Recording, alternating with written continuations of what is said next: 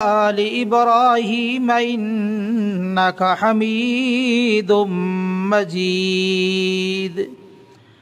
أما بعد فأعوذ بالله السميع العليم من الشيطان الرجيم من همزه ونفخه ونفسه.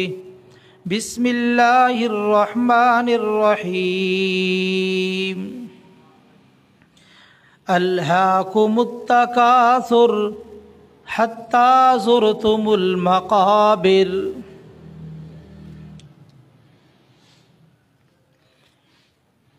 جملہ تعریفات کے لائق اللہ وحدہ لا شریک کی ذات ہے، جو ہمارا خالق، مالک، داتا، رازق، مشکل کشا اور حاجت روا ہے۔ اس مالک کا بہت بڑا احسان ہے جس اللہ خالق و مالک نے ہمیں انسان بنایا، مسلمان بنایا، اپنے محبوب پیغمبر امام الانبیاء، سید الانبیاء، خاتم الانبیاء جناب محمد رسول اللہ صلی اللہ علیہ وآلہ وسلم کا امتی بنایا۔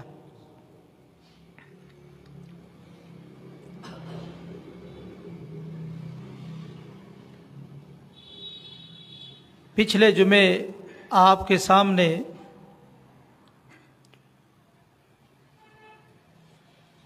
مومن کے ساتھ قبر میں جو معاملہ ہوگا اور اس کو جو انعام نصیب ہوں گے ان کے بارے میں ذکر کیا گیا تھا، اور آج میں چاہتا ہوں کہ کافر، منافق اور اسی طرح گناہگار مسلمان جو ان کے ساتھ قبر میں معاملہ ہونے والا ہے، اس حوالے سے کچھ گزارشات آپ احباب کے سامنے رکھوں تاکہ میں اور آپ قبل از وقت اپنی اصلاح کر لیں اور عذاب قبر سے محفوظ ہو جائیں۔ قرآن مجید سے میں نے دو آیتیں آپ کے سامنے پڑھی جن کا ترجمہ یہ ہے: الہاکم التکاثر، تمہیں کثرت نے ہلاک کر دیے، تمہیں کثرت نے غافل کر دیا، حتی زرتم المقابر، یہاں تک کہ تم نے قبروں کی زیارت کی۔ آج دنیا میں ہر بندہ کثرت کے پیچھے لگا ہوا ہے۔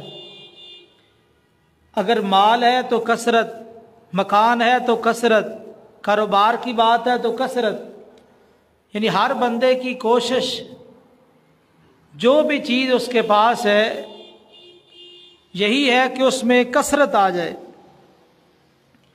اور یہ چیز اگر انسان کو دین سے غافل کر دے، دین سے بیگانہ کر دے، تو یہ چیز انسان کے لیے نقصان دہ ہے۔ جب انسان قبر میں پہنچے گا تو قبر میں اس کی آنکھیں کھل جائیں گی۔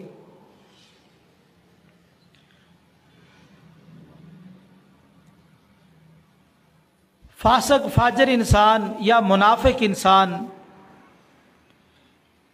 یا کافر یا مرتاب،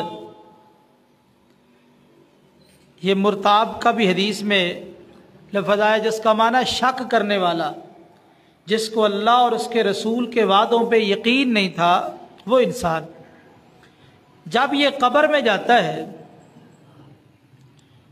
تو فرشتے سے سوال کرتے ہیں: فیما کنتا، تو کس حال میں تھا؟ تو اس کا جواب کیا ہوتا ہے؟ ہا ہا لا ادری، ہائے میں تو جانتا ہی نہیں۔ یقولون شیئا فقلتہ، میں نے تو لوگوں سے جو سنا وہی کہہ دیا، مجھے اس کے بارے میں کوئی علم نہیں ہے۔ ایک سوال یہ بھی ہوگا: ما کنت تعبد، تو کس کی عبادت کرتا تھا؟ مومن تو جواب دے گا: کنت اعبد اللہ، میں اللہ کی بات کرتا تھا۔ کافر مشرک اور اسی طرح منافق، سب کے جواب یہی ہے، ہاں ہاں لا ادری، ہائے افسوس میں نہیں جانتا۔ سوال ہوگا مر ربک، تیرا رب کون ہے؟ اس کا جواب یہی ہے، ہاں ہاں لا ادری، میں نہیں جانتا میرا رب کون ہے۔ من نبیک، تیرا نبی کون ہے؟ کہے گا ہاں ہاں لا ادری۔ پوچھا جائے گا ماذا تقول فی ھذا الرجل الذی بعث فیکم، جو بندہ تمہارے اندر مبعوث کیا گیا تو اس کے بارے میں کیا کہتا تھا؟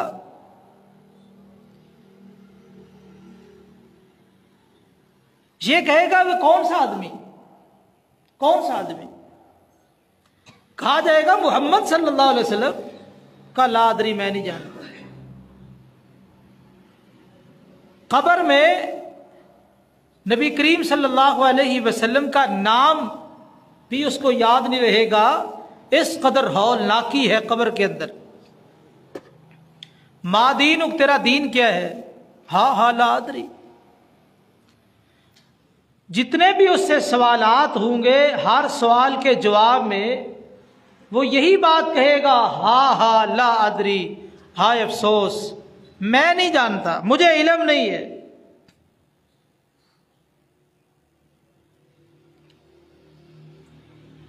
فرشتے اس کو پھر جواب دیں گے، لا دریتا ولا تلیتا، ایک روایت میں اضافہ ہے ولا اہتدیتا، نہ تو نے جانا، نہ تو نے تلاوت کی یعنی قرآن کو پڑھا، اور نہ تو نے ہدایت حاصل کی۔ یہ تین کلمے اس آدمی کو فرشتے بولتے، ما دریتا، تو نے جاننا ہی نہیں، پہچانا ہی نہیں۔ اب قرآن و حدیث موجود ہے، ان کے موجود ہوتے ہوئے بھی کوئی آدمی توجہ نہ کرے تو قرآن حدیث کا تو کوئی قصور نہیں ہے۔ خطبات ہو رہے ہیں، دروس ہو رہے ہیں، اگر لوگ توجہ نہ کرے تو اس میں خطبات خطیب کا کوئی قصور نہیں، درس دینے والے کا کوئی قصور نہیں، باتیں تو بیان ہو رہی ہے۔ لیکن یہ قبر میں پہنچا ہے اور کس حال میں پہنچا ہے، یا کافر ہے یا منافق ہے یا مرتاب ہے شک کرنے والا، یا ہے تو مسلمان لیکن فاسق اور فاجر ہے، ہاتھ درجے کا گناہگار ہے، تو اس کو کہا جائے گا لا دریتا، تو نے جانا ہی نہیں۔ جس چیز کا علم حاصل کرنا ہوتا ہے اس کے لیے تو کچھ جستجو کرنی پڑتی ہے، محنت اور کوشش کرنی پڑتی ہے۔ من طلب العلم وجد واجد، جو علم طلب کرے اور اس کے بعد پھر کوشش کرے وہ اس کو پا لیتا ہے۔ تو اس کو جواب دیا جا رہا ہے لا دریتا، تو نے جاننا ہی نہیں، ولا تلیتا، تو نے تلاوت ہی نہیں کی، قرآن مجید پڑھ کے دیکھا ہی نہیں۔ جو مومن جواب دے گا نا، جب اس سے پوچھا جائے گا وما علمک، تو نے یہ معلومات کہاں سے لی ہے، تو کیا جواب دے گا؟ قرأت کتاب اللہ وآمنت بہ وصدقت، میں نے اللہ کی کتاب قرآن مجید کو پڑھا، اس کے ساتھ ایمان لایا اور اس کے حرف حرف کی تصدیق کی ہے۔ پتہ یہ چلا قبر میں جو نجات ملے گی اس آدمی کو جس نے قرآن مجید کو پڑھا، اس کو سمجھا، ایمان لایا، اس کی تصدیق کی، اس کے مطابق عمل کیا، یہ قبر میں نجات پانے والا انسان ہے۔ اور جو ناکام انسان ہے اس کو کہا جا رہا ہے ولا تلیتا، تو نے قرآن مجید کی تلاوت کی ہی نہیں، ولا اہتدیتا، اور تو نے ہدایت کو حاصل کیا ہی نہیں۔ ہدایت ہر بندے کو نہیں ملتی۔ اللہ تعالیٰ فرماتے ہیں والذین جاہدوا فینا لنہدینہم سبلنا، جو لوگ ہمارے راستے پہ آنے کی کوشش کرتے ہیں، محنت کرتے ہیں، لنہدینہم سبلنا، ہم ان لوگوں کو اپنے راستوں کی ہدایت دے دیتے ہیں۔ تو کوشش ضروری ہے۔ اس سے کہا جا رہا ہے وَلَا اهْتَدَيْتَ، تو نے ہدایت کو حاصل ہی نہیں کیا۔ آج دیکھیے، اگر کوئی آدمی علم دین سیکھنا چاہے اس کے لیے بڑی آسانی ہے، بڑی آسانی ہے۔ جدید دور ہے، موبائل کے اندر فہم قرآن اور تفسیریں اور اسی طرح بڑے سلسلے ہیں جن کے ذریعے سے آپ علم حاصل کر سکتے ہیں، اور اسی طرح مختلف مقامات پہ کلاسیں ہو رہی ہے۔ حاصل کرنے والے تو خطبہ جمعہ سن کے بڑا کچھ حاصل کر لیتے، حاصل کرنے والے دروس قرآن کا اہتمام کر کے بڑا کچھ حاصل کر لیتے۔ اگر کسی انسان کی نیت ہو کہ میں نے قبر میں جانا ہے اور وہاں میں نے نجات حاصل کرنی ہے، تو آج اس کے لیے کافی کچھ اس دنیا میں موجود ہے۔ وہ قرآن مجید کو پڑھے، سمجھے، عمل کرے، اس کی تصدیق کرے۔ لیکن افسوس، ان ساری باتوں کا علم ہونے کے باوجود بھی کئی لوگ، اکثر لوگ توجہ نہیں کر رہے، جانوروں جیسی زندگی بسر کر رہے ہیں۔ نہ اٹھنے کا پتہ، نہ بیٹھنے کا پتہ، نہ سونے کا پتہ، نہ جاگنے کا پتہ۔ دنیاوی معاملات میں بڑے ہوشیار، بڑے چالاک ہیں، بڑے سمجھدار ہیں، لیکن دینی معاملات میں زیرو ہے۔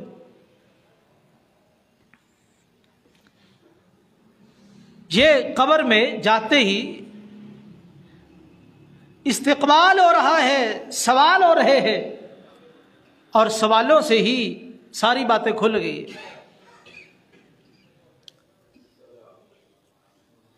فرشتے ایک اور بات کہتے ہیں، کیا کہتے ہیں؟ علی الشک کنتا، علی الشک کنتا وعلیہ متا وعلیہ تبعث۔ تو نے سوالوں کے جواب نہیں دیے۔ علی الشک کنتا، دنیا کے اندر تو شک پہ زندگی بسر کرنے والا تھا، تجھے آخرت کا یقین نہیں تھا۔ اگر آخرت کا یقین ہوتا، قبر قیامت کا یقین ہوتا تو تیاری کرتا، محنت کرتا، قرآن مجید کو پڑھتا، سیکھتا۔ علی الشک کنتا، تو نے ساری زندگی شک میں گزار دی ہے، تیری زندگی شک پر مبنی ہے۔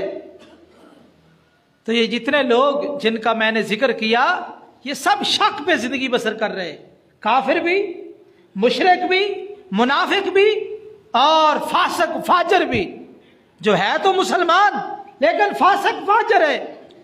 ان سب کو کہا جا رہا ہے شک کی کنتا، تو شک پہ زندگی بسر کر کے آیا ہے۔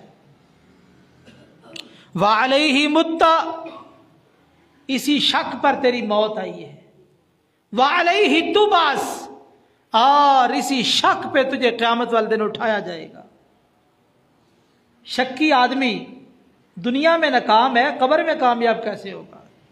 اور مومن کو کیا کہا جائے گا جب اس کو سارے انعام و اکرام ملیں گے؟ تو فرشتے کہیں گے علی الیقین کنتا، تو دنیا کے اندر بھی جب موجود تھا تجھے اللہ کے وعدوں پہ پورا یقین تھا، پورا یقین تھا اللہ کے وعدوں پہ، قبر پہ، قیامت پہ، ایک ایک بات پہ تجھے پورا یقین تھا۔ وعلیہ متا، اسی یقین پر تیری موت آئی ہے۔ وعلیہ تبعث، اسی یقین پر تجھے دوبارہ اٹھایا جائے گا۔ یعنی مومن اور غیر مومن، ان کے درمیان ایک بنیادی فرق ہمیں سمجھ آیا۔ مومن کو اللہ تعالیٰ کے جملہ وعدوں پہ یقین ہے، قبر قیامت پہ پورا یقین ہے، اس لیے اس نے آخرت کے لیے سب کچھ لٹا دیا ہے۔ اور غیر مومن جو بھی ہے اس کو اللہ کے وعدوں پہ یقین نہیں ہے، اس کی ساری زندگی شک میں گزر رہی ہے۔ شک اور یقین کا تھوڑا سا فرق، ایک مثال سن لے۔ دنیا میں کئی ملازم ہیں، ایک ملازم کو یہ یقین ہے کہ میں پورا مہینہ محنت کروں گا تو مہینے کے بعد مجھے تنخواہ ملے گی، یقین ہے کہ نہیں؟ اگر اس کو یقین نہ ہو تو یہ پورا مہینہ ملازمت کرے؟ مستری مزدور کو یقین نہ ہو کہ شام کو مزدوری نہیں ملے گی تو محنت کرے؟ یہ جتنے بھی معاملات ہیں یقین پہ چل رہے ہیں، اس مزدوری پر مستری کو یقین، مزدور کو یقین، ملازم کو یقین کہ شام کو یا مہینے بعد اتنے پیسے مجھے ملنے والے ہیں۔ یقین کی بنیاد پہ یہ سارے کام چل رہے ہیں کہ نہیں؟ اگر آخرت پہ یقین ہو تو آخرت کا کام چلے گا نہ چلے؟ جس طرح ہمیں ان دنیاوی معاملات میں ان چیزوں پر یقین ہے تو ہم چل رہے ہیں، دنیا کا نظام چل رہا ہے۔ اسی طرح ایک مومن کو قبر پر، قیامت پر، اللہ کے جملہ وعدوں پر یقین ہوتا ہے، اسی لیے وہ آخرت کی خاطر جو بھی قربانی دینا پڑتی ہے دریغ نہیں کرتا، پریشان نہیں ہوتا۔ یہ ایک بنیادی فرق مومن اور غیر مومن میں۔ مومن کی ساری زندگی یقین پر مبنی ہے اور غیر مومن کی ساری زندگی شک پر مبنی ہے۔ یہی وجہ ہے قبر میں مومن کو کہا جا رہا ہے تو یقین پہ زندگی بسر کر کے آیا ہے، اسی یقین پر تیری موت آئی ہے اور اسی یقین پر تو اٹھایا جائے گا۔ اور غیر مومن کو کہا جا رہا ہے تیری موت شک پر آئی ہے، شک پر ہی تو فوت ہوا ہے اور اسی شک پر ہی تو اٹھایا جائے گا۔ آئیے قبر میں کیا کیا حالات گزریں گے ان لوگوں کے ساتھ جو غیر مومن ہے۔ مومن کے حالات تو ہم نے کچھ سنے، غیر مومن کے حالات کیسے ہوں گے قبر میں؟ ایک عذاب تو یہ ہے کہ قبر دباتی ہے۔ نبی کریم صلی اللہ علیہ وسلم نے فرمایا قبر کی طرف وحی ہوتی ہے التئیمی علی، اس پہ تنگ ہو جا۔ قبر تو پہلے ہی تنگ ہوتی ہے، ہم پوری سوری قبر بناتے، فتلتئیم علی، قبر اس پہ تنگ ہو جاتی ہے، حتی تختلف اضلاعہ، قبر اتنی تنگ ہوتی ہے کہ دائیں طرف کی پسلیاں بائیں طرف اور بائیں طرف کی پسلیاں دائیں طرف، یعنی جس طرح یہ تشبیہ، اس طرح پسلیاں مختلف ہو جاتی ہے، قبر اتنی تنگ ہو جاتی ہے۔ اللہ تعالیٰ میں محفوظ فرمائے۔ سعد بن معاذ رضی اللہ تعالی عنہ عظیم صحابی رسول ہے، کتنا مقام ہے۔ جب ان کی موت واقع ہوئی تو نبی پاک صلی اللہ علیہ وسلم نے فرمایا اہتز عرش الرحمن لموت سعد بن معاذ، سعد بن معاذ کی موت کی وجہ سے اللہ کا عرش بھی حرکت میں آ گیا۔ اتنے عظیم انسان، 70,000 فرشتہ جن کے جنازے پہ آیا، جب قبر میں دفن کیا تو قبر نے دبوچ لیا، قبر نے دبوچ لیا۔ نبی کریم صلی اللہ علیہ وسلم اور آپ کے صحابہ دیر تک قبر پہ کھڑے رہے، آپ دعائیں کرتے رہے یہاں تک کہ قبر کھل گئی۔ اتنے عظیم انسان لیکن قبر کے دبوچنے سے بچ نہیں سکے۔ یہاں پر شارحین نے ایک بات لکھی ہے، قبر ہر انسان کو دباتی ہے، کوئی نیک ہو بد ہو، لیکن کہتے ہیں جو مومن کو دبانا ہے، نیک آدمی کو دبانا ہے، یہ جس طرح بندہ معانقہ کرتا ہے، جس طرح آدمی معانقہ کرتا ہے اس انداز کا، اور جو کافر مشرک منافق کو دبانا ہے تو وہ تو پسلیاں ہی مختلف ہو جاتی ہے۔ اللہ تعالی ہمیں محفوظ فرمائے۔ قبر کا یہ عذاب کی ایک صورت ہے کہ قبر تنگ ہو جاتی ہے، اور جب سوالوں کے جواب صحیح نہیں آتے تو آسمان سے اللہ کی طرف سے آواز آتی ہے، ان کذب عبدی، یہ میرا بندہ جھوٹ بول رہا ہے، جھوٹا انسان ہے۔ دنیا کے اندر سمجھانے والے سمجھا رہے تھے، بتلانے والے بتا رہے تھے، فہم قرآن کے لیے کئی صورتیں تھیں، کئی مواقع تھے، دنیا کے اندر اس نے توجہ نہیں کی، یہ جھوٹا انسان ہے۔ آج کہتا لا ادری، میں نہیں جانتا۔ دنیا کے اندر اس کو سمجھانے والے سمجھا رہے تھے، بتلانے والے بتلا رہے تھے، اس کو سمجھ نہیں آ رہی تھی، جھوٹ بول رہا ہے۔ کیا کرو؟ فافرشوہ من النار، ایسے کرو، زمین پہ اس کے گھر والے اس کو لٹا کے چلے گئے، جہنم سے ایک بستر لاؤ، اس کے نیچے بچھاؤ۔ فافرشوہ من النار، جہنم کا قلیل جلتا ہوا وہ اس کے نیچے جا کے بچھا دو۔ والبسوہ من النار، اور اسی طرح آگ کا لباس اس کو پہنا دو۔ وَافْتَحُوا لَهُ بَابًا إِلَى النَّارِ، ایک جہنم کی طرف کھڑکی کھول دو۔ اب کھڑکی کھول دی گئی، فیاتی، اس کے پاس اب اس کی بدبوئیں آ رہی ہے، جہنم سے بدبوئیں آ رہی ہے۔ کہا ایسے کرو، جنت کی طرف بھی ایک کھڑکی کھولو۔ ہے غیر مومن کی قبر، منافق مشرک کی، کہا ایک کھڑکی جنت کی طرف بھی کھولو۔ فَيَرَاهُمَا جَمِيعًا، یہ غیر مومن جو بھی ہے جنت بھی دیکھ رہا ہے، جہنم بھی دیکھ رہا ہے۔ فرشتے کہتے ہیں یہ جو تو جنت میں ٹھکانہ، وہ ٹھکانہ دیکھ رہا ہے نا، ہذا مقعدک، یہ تیرا ٹھکانہ تھا اگر تو نیک عمل کر کے آتا، اگر تو نیک عمل کر کے آتا تو یہ تیرا ٹھکانہ تھا۔ جب اتنی بات یہ آدمی سنے گا تو افسوس کرے گا، ہائے کاش میں دنیا میں نیک عمل کر کے آتا۔ کہا اب تیرا ٹھکانہ وہ جہنم میں تجھے نظر آ رہا ہے نا، تو برے عمل کر کے آیا، وہ ٹھکانہ ہے تیرا۔ اس کی حسرت میں مزید اضافہ ہو جائے گا۔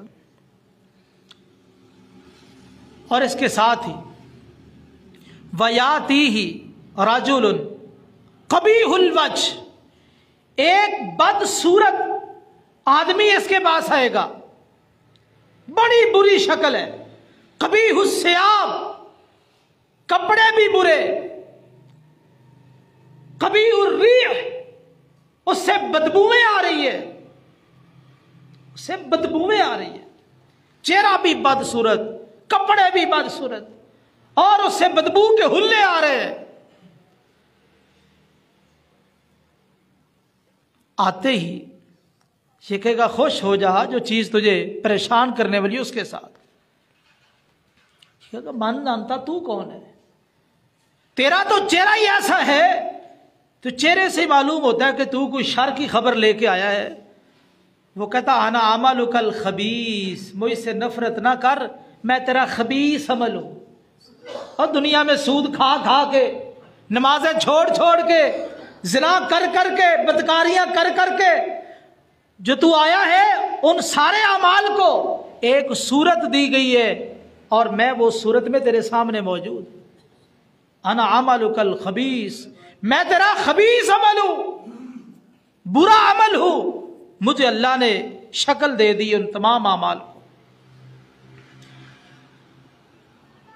آگے چلیے، عذاب قبر کی کئی ایک شکلیں نبی کریم صلی اللہ علیہ وسلم نے دیکھی بھی ہے اور بتلائی بھی ہے۔ آپ نے یہ بھی بتایا کہ ایک ایسا فرشتہ جو آنکھوں سے نبینا ہے، آنکھوں سے نبینا ہے، اور اس کے کان سنائی نہیں دیتے، بولا ہے نہ کسی کی پکار کو سنے نہ کسی کی حالت کو دیکھے. اس کو لوہے کا ایک ہتھوڑا دے دیا جاتا ہے، اور ہتھوڑا کتنا بڑے. پاک پیغمبر صلی اللہ علیہ وسلم نے فرمایا لو ضرب بها جبل لصار ترابا، اگر یہ ہتھوڑا پہاڑ کے اوپر مار دیا جائے، پہاڑ کتنا مضبوط ہوتا ہے، پہاڑ پہ مارا جائے تو پہاڑ مٹی بن جائے. یہ ہتھوڑا اس فرشتے کو دے دیا جاتا ہے. وہ ہتھوڑا اس کو مارتا ہے. کہاں مارتا ہے؟ بین اذنئی، کانوں کے درمیان. یعنی یہاں پہ مارتا ہے نا، یہاں پہ دماغ ہے. بعض بندوں کا دماغ ہی سیدھا نہیں ہوتا، ساری زندگی دماغ ہی خراب ہے. یہ کافر کا دماغ ہی خراب ہے نا، مشرک کا، منافق کا، شکی آدمی کا. یہ جتنے بھی غیر مومن ہے، اللہ سے دعا کرے اللہ ہمیں ایمان کی نعمت سے مالا مال فرمائے. ایمان کی دولت بہت بڑی دولت ہے. اللہ میں صحیح معنوں میں مسلمان بنائے. تو کانوں کے درمیان وہ ہتھوڑا مارتا ہے. ایک دفعہ مارتا ہے، یہ ریزہ ریزہ ہو جاتا ہے، دوبارہ صحیح ہو جاتا ہے، دوبارہ پھر مارتا ہے. اس طرح تسلسل کے ساتھ قیامت تک اس کے ساتھ یہی معاملہ ہوتا رہتا ہے. یہ عذاب قبر کی شکل نبی کریم صلی اللہ علیہ وسلم نے بیان فرمائی ہے. اور آپ نے بعض احادیث میں موجود ہے، عذاب قبر کو سنا بھی ہے. ایک دن آپ مغرب کے بعد نکلے تو آپ کو آواز آئی. آپ نے فرمایا یہودیوں کو قبروں کے اندر عذاب ہو رہا ہے، عذاب دیا جا رہا ہے یہودیوں کو. اللہ نے آپ کو سنایا. ایک دفعہ آپ قبرستان کے قریب سے گزرے، 5-6 قبریں، تو آپ کی سواری بد کی، خچر تھا وہ بد کا. تو آپ نے پوچھا یہ قبریں کن لوگوں کی ہے، کون ان کو پہچانتا؟ بتایا گیا یہ لوگ جاہلیت میں فوت ہوئے تھے، شرک پر فوت ہوئے. فرمایا ان کو قبروں میں عذاب ہو رہا ہے. ایک دفعہ آپ گزرے، 2 قبریں نئی نئی بنی تھی، آپ کے خچر نے بدکنا شروع کر دیا. آپ نے فرمایا ان قبروں والوں کو عذاب ہو رہا ہے، اور کسی بڑے گناہ میں عذاب نہیں ہو رہا. بڑے گناہ نہیں ہے، چھوٹے چھوٹے گناہ. ایک گناہ یہ پیشاب کے چھینٹوں سے نہیں بچتا تھا، ایک آدمی پیشاب کے چھینٹوں سے نہیں بچتا تھا، پرواہ نہیں کرتا تھا. اور دوسرا آدمی یمشی بن نمیمہ، چغل خور تھا، چغلی کی بڑی عادت تھی. ایک روایت میں ہے کہ غیبت کرنے والا تھا. اس سے پتا چلا پیشاب کے چھینٹوں کی وجہ سے، بڑی حدیث اس حوالے سے کہ اکثر جو عذاب قبر مسلمانوں کو ہوگا وہ عذاب قبر پیشاب سے اور اس کے چھینٹوں سے نہ بچنے کی وجہ سے. کثیر تعداد میں اس موضوع کی روایات موجود ہے. اکثر عذاب قبر پیشاب کے چھینٹوں سے نہ بچنے کی وجہ سے. اس لیے انسان کو اس مسئلے میں مکمل خیال رکھنا چاہیے. اس حدیث میں یہ بات معلوم ہوئی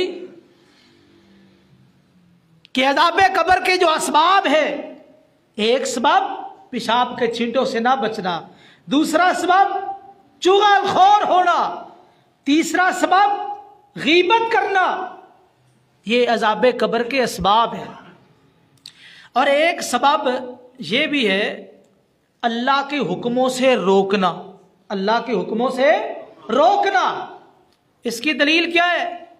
نبی کریم صلی اللہ علیہ وسلم نے بیان فرمایا کہ بنی اسرائیل پر اللہ تعالیٰ نے یہ نافذ کر دیا، اگر ان کے کپڑے کو پیشاب لگ جاتا تو وہ اس کو کینچی کے ساتھ کاٹتے تھے.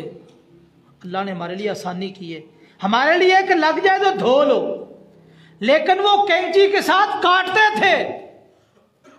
ایک بندہ کہنے لگا بنی اسرائیل کا، یہ ہمارے اوپر کیا مشقت ہے، چھوڑو اس کام کو، اگر پیشاب لگ جائے کوئی حرج نہیں، کاٹنے کی کوئی ضرورت نہیں ہے. اس نے اللہ کے حکم سے روکا. پاک پیغمبر صلی اللہ علیہ وسلم نے فرمایا کہ اللہ نے اس جرم کی وجہ سے اس کو عذاب قبر میں مبتلا کر دیا۔ اللہ کے حکم سے روکنا، اللہ کے حکم سے منع کرنا۔ ایک آدمی کوتاہی کر رہا ہے، سستی کر رہا ہے، یہ الگ جرم ہے، لیکن دوسرے کو اللہ کے حکم سے روکنا یہ بہت بڑا جرم ہے۔ اور ایک حدیث میں آیا کہ انسان کو گناہوں کی وجہ سے بھی عذاب ہوتا ہے، گناہوں کی وجہ سے۔ نبی کریم صلی اللہ علیہ وسلم نے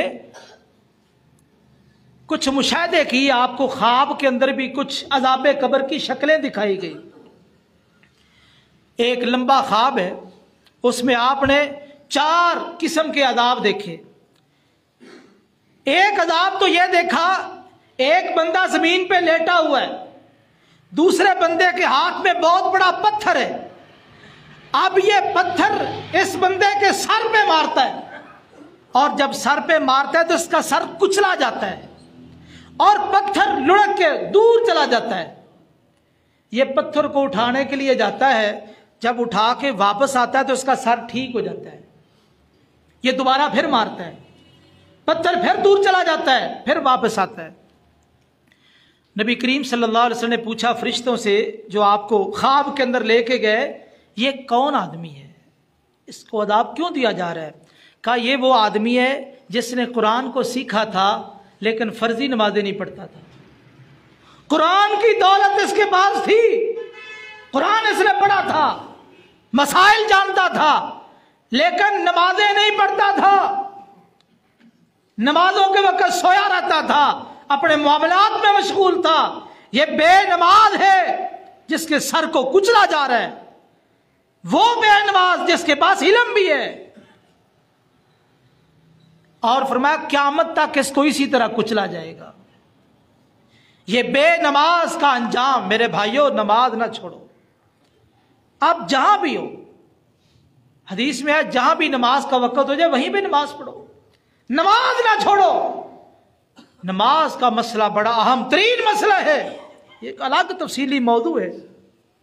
تو یہ بے نماز کے ساتھ مسلسل قیامت تک یہ قبر کا جو عذاب ہے اور عذاب کی جو شکل پاک پیغمبر صلی اللہ علیہ وسلم نے دیکھی، اس کے ساتھ یہ معاملہ ہوگا۔ ایک اور بندہ دیکھا،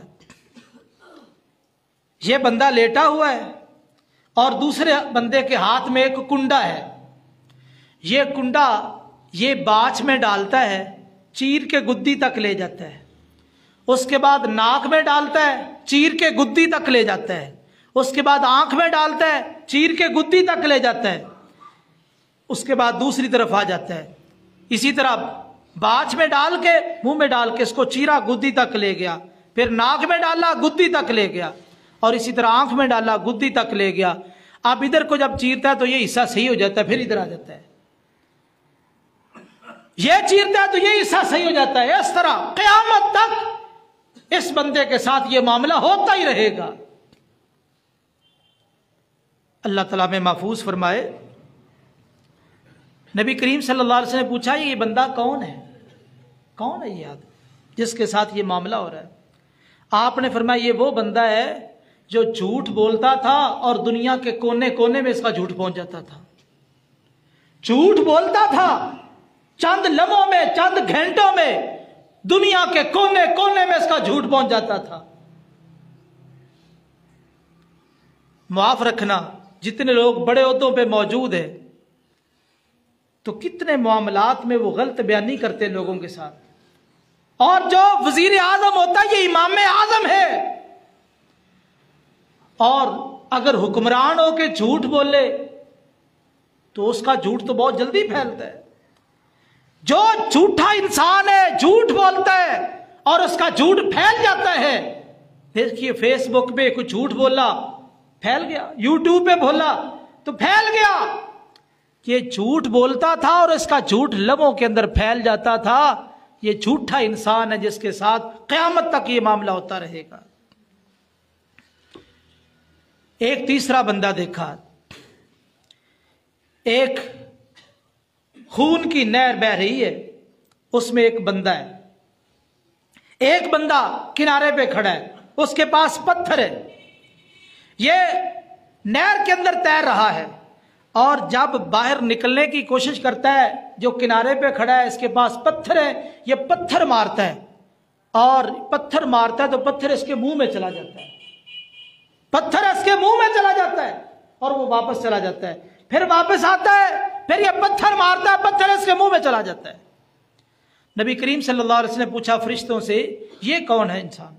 فرمایا یہ سود کھانے والا انسان ہے، سود کھانے والا انسان جو سود کھاتا تھا، اس کے ساتھ یہ معاملہ ہو رہا ہے اور قیامت تک یہ معاملہ ہوتا رہے گا۔ اور میرے بھائیو، حلال کھاؤ، حلال کھانے کی عادت ڈالو، حلال میں برکت ہے، حلال میں برکت ہے، حرام کے اندر کثرت ضرور ہے لیکن وہ برکت سے خالی ہے، اور اس کے نقصانات عذاب قبر ہو رہا ہے اس کی وجہ سے۔ ایک چوتھا آدمی دیکھا اسی خواب کے اندر، بلکہ چوتھی حالت دیکھی، ایک تنور کی مثل کوئی سوراخ ہے، اس میں آگ جل رہی ہے، اب آگ جل رہی ہے، اس میں مرد اور عورتیں ننگے ہیں، یہ آگ کا جب جھونکا آتا ہے یہ اوپر آتے ہیں اور چیخو پکار کرتے ہیں، پھر نیچے چلے جاتے ہیں، پھر جھونکا آتا ہے اوپر آتے ہیں، پھر نیچے جاتے ہیں۔ آپ نے پوچھا یہ کون لوگ ہیں؟ آپ کو بتایا گیا یہ زانی مرد اور زانی عورتیں ہیں، بدکار مرد اور بدکار عورتیں، جن کو حلال اچھا نہیں لگتا، حرام کا ارتکاب کرنے والے، یہ وہ لوگ ہیں، قیامت تک ان کے ساتھ یہی معاملہ ہوتا رہے گا۔ اور آپ نے ایک خواب کے اندر، بلکہ یہ معراج کی رات دیکھا، معراج کی رات کچھ لوگ ان کے ناخن تانبے کے ہیں، تانبے کے ناخن اپنے چہروں کو نوچ رہے ہیں، سینوں کو نوچ رہے ہیں۔ پوچھا نبی کریم صلی اللہ علیہ وسلم نے یہ کون لوگ ہیں؟ آپ کو بتایا گیا یہ وہ لوگ ہیں جو لوگوں کی عزتوں میں واقع ہوتے تھے، لوگوں کی عزتیں برباد کرنے والے، عزتیں تباہ کرنے والے، ان کی عزت کو خاک میں ملانے والے۔ ہمارے معاشرے میں یہ برائی بڑی عام ہے، میاں بیوی کا جھگڑا ہو جائے تو کس طرح عزت کو خاک میں ملایا جاتا ہے، کسی اور کا جھگڑا ہو جائے تو عزتیں پامال کی جاتی ہے۔ یہ لوگوں کی عزتیں پامال کرتے تھے، لوگوں کو ذلیل کرتے تھے، رسوا کرتے تھے۔ یہ لوگ قیامت تک اسی طرح نوچتے رہیں گے اپنے چہروں کو اور اپنے سینوں کو۔ اور آپ نے دیکھا معراج کی رات کچھ لوگ اللہ پر ان کی باچھوں کو چیرا جا رہا ہے، باچھیں چیری جا رہی ہے۔ پوچھا یہ کون لوگ ہیں؟ فرمایا ہؤلاء خطباء امتی، کہ آپ کی امت کے خطباء ہیں، یہ مولوی ہیں، ممبروں پہ کھڑے ہونے والے، اسٹیجوں پہ کھڑے ہونے والے، یہ لوگوں کو بڑے واز کرتے تھے، عمل نہیں کرتے تھے۔ یہ ان مولویوں کو عذاب ہو رہا ہے، یہ معاملہ بڑے خطرے میں ہے۔ تو میرے بھائیوں، یہ مختلف عذاب قبر کی شکلیں جو میں نے آپ کے سامنے رکھی، یہ وہ شکلیں ہیں جو نبی کریم صلی اللہ علیہ وسلم نے بیان فرمائی ہے۔ آپ نے کچھ مشاہدے کیے، کچھ آپ نے ویسے بیان کی ہے۔ تو میرے بھائیوں، اللہ تعالی ہمیں محفوظ رکھے۔ تو نبی کریم صلی اللہ علیہ وسلم کی جو تلقین ہے اس کا خلاصہ یہ ہے، قبر میں جانا ہے تو حالت ایمان میں جانا ہے۔ وَلَا تَمُوتُنَّ إِلَّا وَأَنْتُمْ مُسْلِمُونَ، تمہاری موت حالت اسلام میں آنی چاہیے۔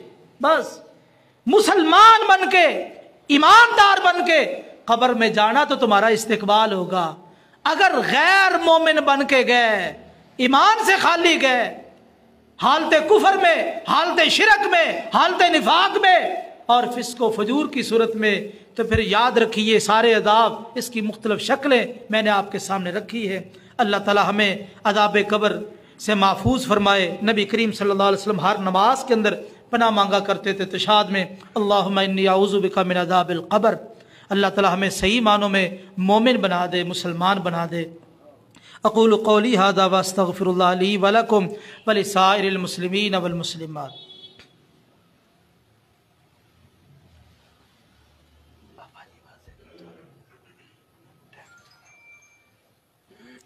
إن الحمد لله نحمده ونستعينه ونستغفره ونعوذ بالله من شرور أنفسنا ومن سيئات أعمالنا من يهده الله فلا مضل له ومن يضلل فلا هادي له أشهد أن لا إله إلا الله وحده لا شريك له وأشهد أن محمدا عبده ورسوله۔ چند دن پہلے پشاور میں ہمارے ایک بہت بڑے عالم دین مولانا عبدالحمید رحمتی صاحب، ان کو بڑی بے دردی کے ساتھ شہید کر دیا گیا اور ابھی تک قاتل گرفتار نہیں کیے گئے۔ دیکھیے علماء کے ساتھ اس طرح کی بدسلوکی اور اس طرح کے معاملات اس ملک میں ہو رہے ہیں، یہ کوئی پہلا واقعہ نہیں ہے، اس طرح کے پہلے بھی کئی قسم کے واقعات پیش آئے۔ یہ کوئی اچھا طریقہ نہیں ہے، بہت ہی برا طریقہ اور بہت ہی عجیب طریقہ جو اختیار کیا گیا علماء کو شہید کرنے کا۔ یاد رکھیے علماء اس امت کی میراث ہے، جب تک علماء موجود ہے، طلباء موجود ہے تو آپ کو دین کی باتیں ملتی رہیں گی۔ جب علماء ختم ہو گئے تو آپ کو دین کی بات کوئی نہیں بتائے گا۔ نبی کریم صلی اللہ علیہ وسلم نے فرمایا ذلوا فاضلوا، علماء ختم ہو جائیں گے تو پھر وہ لوگ گمراہ ہوں گے، خود بھی گمراہ اور لوگوں کو بھی گمراہ کریں گے۔ تو اس لیے میرے بھائیوں، علماء کا وجود باعث برکت ہے، اور پھر علماء کا فوت ہو جانا یہ بہت بڑا نقصان ہے، اور کسی عالم کو بے دردی سے شہید کرنا یہ تو بہت بڑا نقصان ہے۔ ایسے لوگوں کی بڑی بد نصیبی ہے کہ جن لوگوں نے یہ گھنونا جرم کیا ہے، اور ملک پاکستان میں جو ادارے ہیں، ایجنسیاں ہیں، ان کو چاہیے کہ ایسے لوگ جو اس ملک کے امن کو خراب کرنا چاہتے ہیں اور اس ملک میں اس امن کو تباہ کرنا چاہتے ہیں، ان کو پکڑا جائے اور ان کو قرار واقعی سزا دی جائے۔ ایسے لوگ آزادی کے ساتھ اس ملک میں رہنے کے حقدار نہیں ہے۔ تو میرے بھائیوں، اگر ان کو گرفتار نہ کیا گیا، ان کا تعاقب نہ کیا گیا، تو اس طرح کے واقعات آپ سنیں گے، حتیٰ کہ ہمارا یہاں رہنا بھی، عام شہری کا رہنا بھی اس ملک میں مشکل ہو جائے گا۔ اللہ سے دعا ہے کہ اللہ تعالیٰ ان ظالموں کو کیفر کردار تک پہنچائے، اور اللہ تعالیٰ عہدیداروں کو بھی ہدایت دے، وہ اس کو صحیح نیت کے ساتھ اور صحیح ارادے کے ساتھ گرفتار کریں، اور گرفتار کرنے کے بعد ان کو جو ان کی سزا ہے قرار واقع سزا دی جائے، تاکہ اس ملک میں امن قائم ہو۔ اللہ سے دعا ہے اللہ تعالیٰ ان کی مغفرت فرمائے، درجات بلند فرمائے، لواحقین کو صبر جمیل عطا فرمائے۔